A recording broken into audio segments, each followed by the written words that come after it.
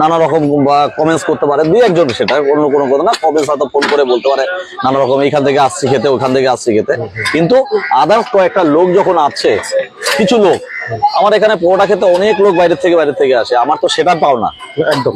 যারা নতুনত্ব কাস্টমার, নতুন কাস্টমার, আমার একটা ফিক্স কাস্টমার যেরকম আছে, কিছু কিছু নতুন কাস্টমারও অনেক জায়গা থেকে আসে।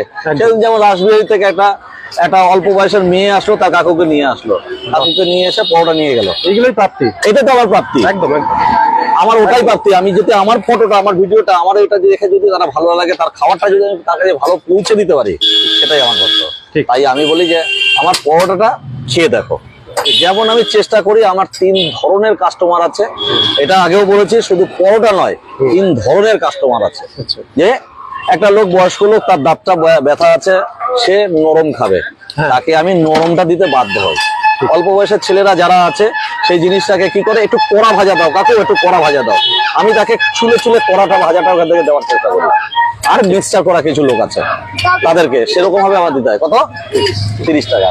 তাহলে আমি তাদেরকে দিতে বাধ্য, কারণ আমার কাস্টমার যেটা ভালোবাসবে আমি সেরকম ভাবে তাদের কাছে দিতে বাধ্য।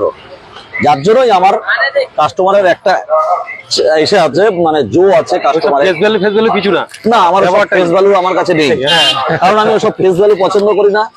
আমার খাবারটা পৌঁছে যাবে লোকের মাধ্যমে, আমার কথাটা